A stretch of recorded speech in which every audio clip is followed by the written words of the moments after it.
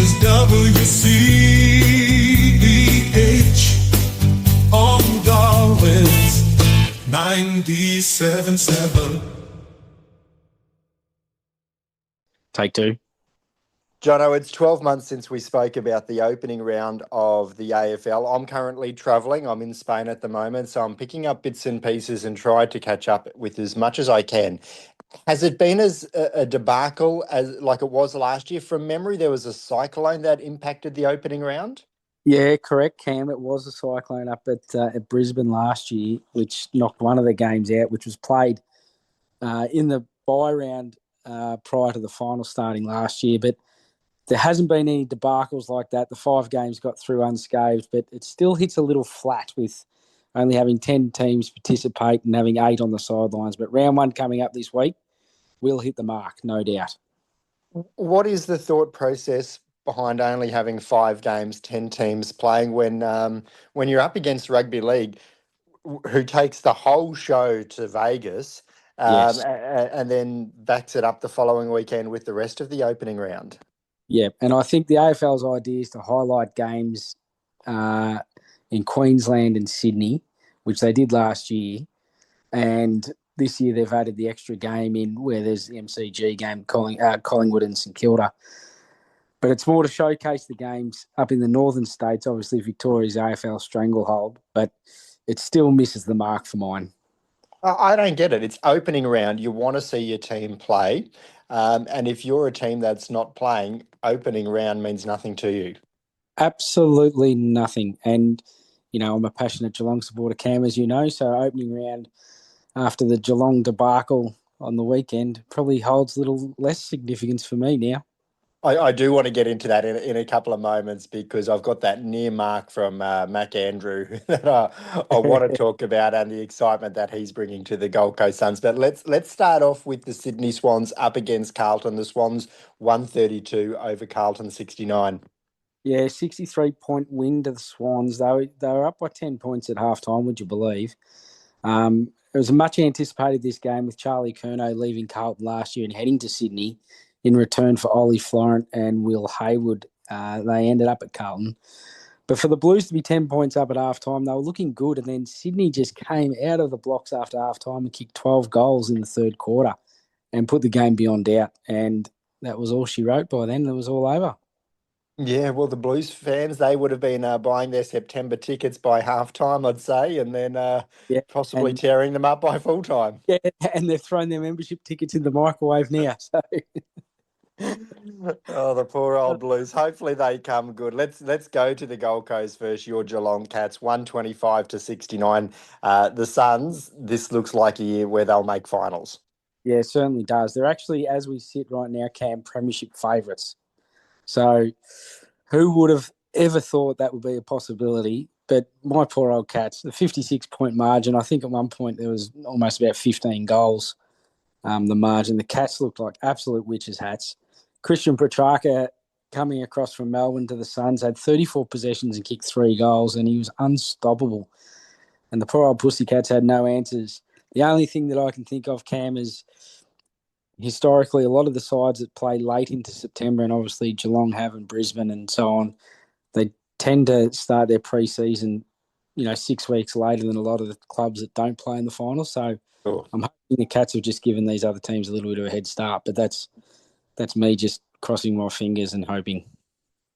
Well, it's a good point because you don't win a premiership in March. I'm a Gold Coast Suns supporter, Gold Coast Titans. Gold Coast sporting franchises have struggled across the years. So your comment before that the Suns are actually premiership favourites, like people believe that strongly, that they are the top of the... Unbelievable. It was on the radio, SEN today. I heard on the radio the Suns are premiership favourites. Wow. Who would have thought? Let's talk about Mac Andrew. He's an exciting prospect, isn't he? He's got some serious talent, that young fella. He, the mark you're talking about, the nearly held. He's got all the attributes to just do anything. So hopefully for his sake and for the Suns' sake, he stays uninjured for his career because he could be anything. And last year he signed that long-term deal for the Suns, didn't he? He did. So he'll be there for, I can't recall off the top of my head what it was, Cam, but it was a substantial number of years. Was it 8 even, maybe? Yeah, I'm thinking it was 5 plus. So this Oh, is what we would call a franchise player. yeah, long-term deal. So they've got him. So hopefully, and he's only 21, I think. So he's got a lot of footy ahead of him. So, yeah, he's an exciting prospect, that's for sure. Now, I suppose we've got to stop calling the Suns and GWS the newbies, but because very soon No, we'll have Tassie as the newbies. But the other newbie team, GWS 122 over the Hawks 95. Gee, they racked up some points in the first round, didn't they? no, they certainly did. And last year that I picked the Giants to win the flag, and I hopped right off them this year. I have, and I tipped Hawthorn, and the Giants have proved me wrong first up with Hawks getting up by 27 points. Jakey Stringer kicking 5 goals for the Giants, and they look pretty good, the Giants. And a lot of my thought process tipping Hawthorn was the Giants are carrying a considerable amount of injuries, and there's some seriously good players that didn't play on Saturday. So it was a bit of a turn up, and well done to them. And the Hawks will be looking to bounce back this week. At the Gabba, the Dogs got up over the Lions. Unbelievable game of football. The Lions led by 13 points at three-quarter time, and were out as much by about 4 goals in the third quarter. And the Doggies just kept coming and ended up winning by 5 points. They had a chance to kick a goal. The Siren just beat them at the end, so it would have been 11. But yeah, that was a very good win by the Dogs and a great way to start the year for them. So the defending premiers go down in opening round. Yeah. So, but they were competitive enough, Cam, that I'd rather be on the Lions bandwagon at the moment than the Cats. Put it that way. Fair enough, fair enough. Brisbane did the double last year with the Broncos and the Lions, winning both the NRL and AFL premierships, and both went down in round one. One. So the Suns providing a bright spark there for Queenslanders. Collingwood up against St Kilda. Was there an American superstar or something out who I saw donning the Magpies colours? Oh, I don't know, Cam. I'm not sure about that one, but I do know that there were 85,000 at the MCG, including myself. I actually went to this game, and it was magnificent. There was a lot of hype prior to the game, considering the amount of players that St Kilda have brought in to their side this year and the money that they've spent to get these clientele across. And they were pretty good, and they had plenty of chances to beat the Pies. The Pies got up by 12 points in the end, but St Kilda had 18-9 inside 50s in the last quarter, and they just panicked, lacked composure, didn't know how to finish off the game, and they could have really won that game. Fortunately for the Magpies, they had the Dacos brothers. Nick accumulated 41 possessions and Josh 34, and they were probably the difference in the game in the end. But the Saints, they'll be licking their wounds after that one, because that was a very gettable game for them. So they're looking at top 8 this year, aren't they? You would think so, yeah. But they've just, as long as they can be a little bit more composed in games when they need to be, they've got the talent on paper that look like they can do some damage. But I suppose the next thing's executing it, isn't it? It's tough buying new players, bringing them all together, and expecting them to click from the opening round. It hasn't always been successful in rugby league in terms of big name recruitment to take yourself from the bottom to the top. You usually have to grow it from within. It will take time, and there's no doubt about that. And the Saints, they've got enough talent on the park for this to gel and for them to work. But I suppose in another 2 months' time, we'll just see how things are working for them. All right, let's run through this, because I think I find this a little bit embarrassing. But as a rugby league supporter, you've just given us just a free pass yet again.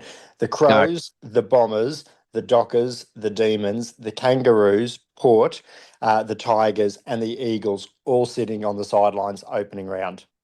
I don't get it.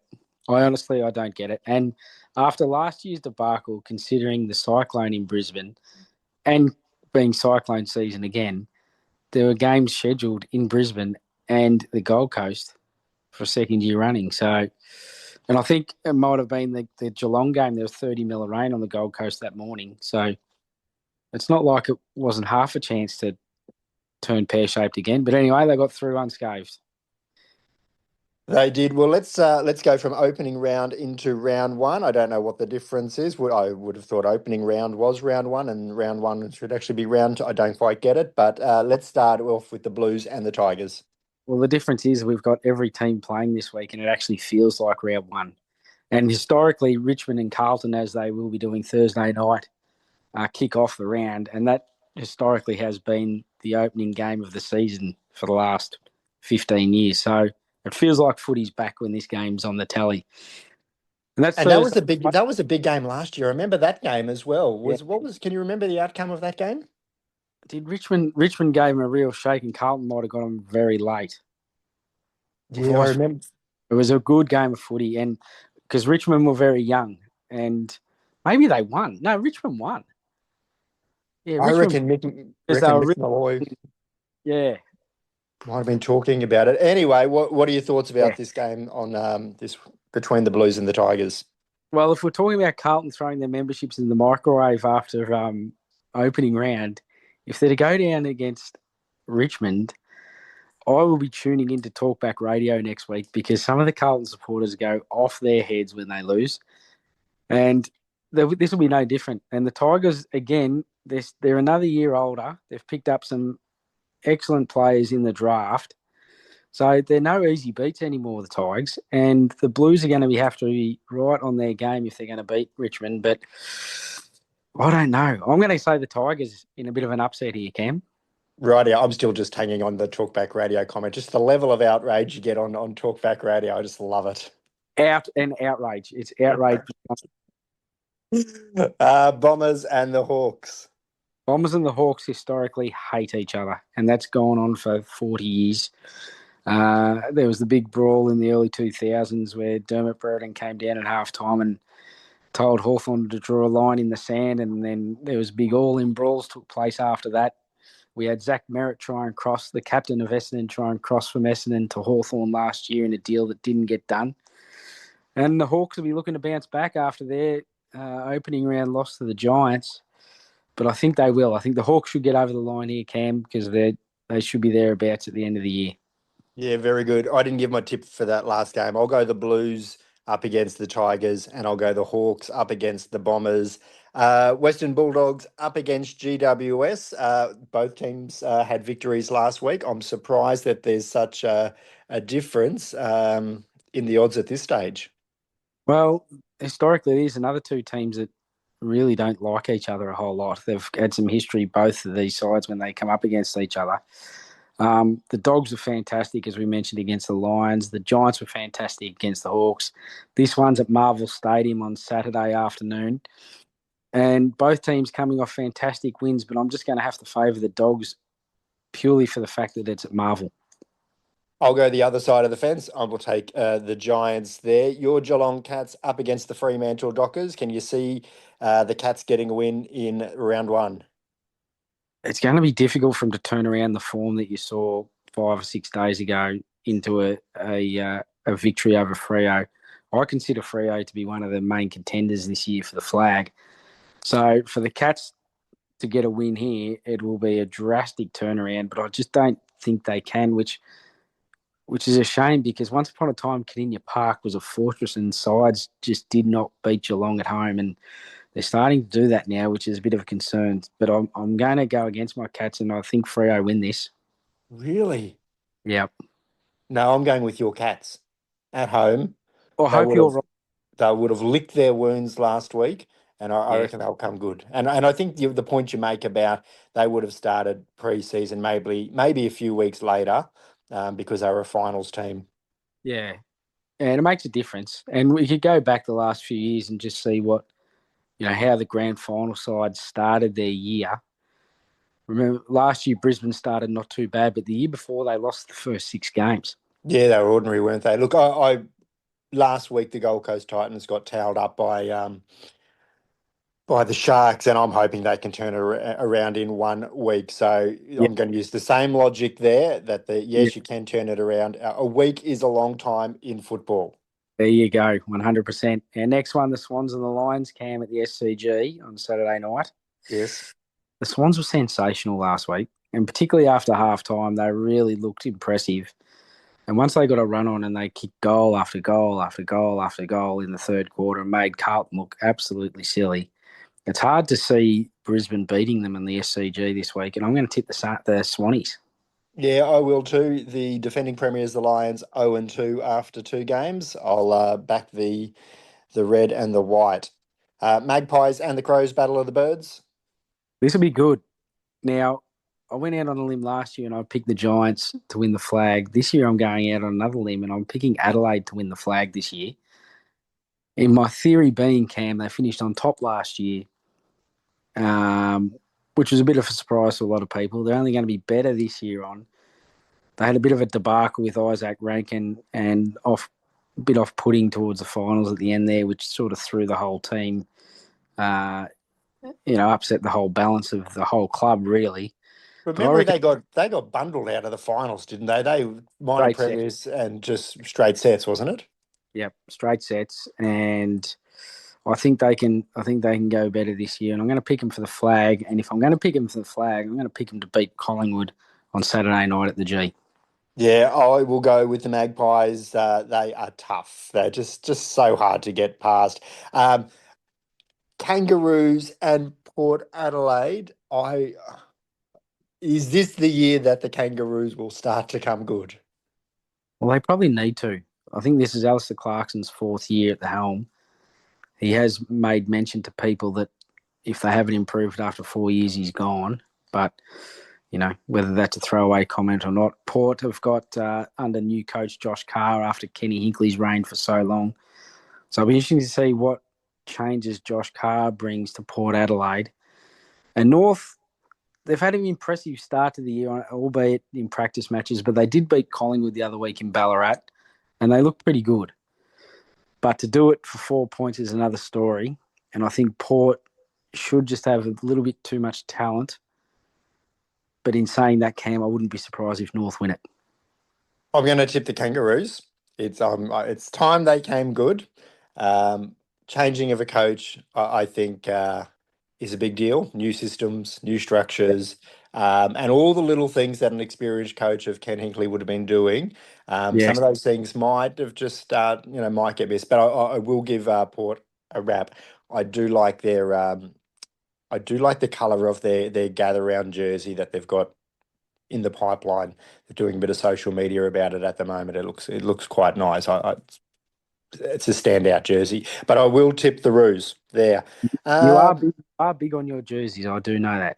I focus a lot of time. In fact, if you listen to the call from the rugby sevens, I reckon about 50% of what I said over the 2 days was commenting on the jerseys. Fashions of the field. Demons.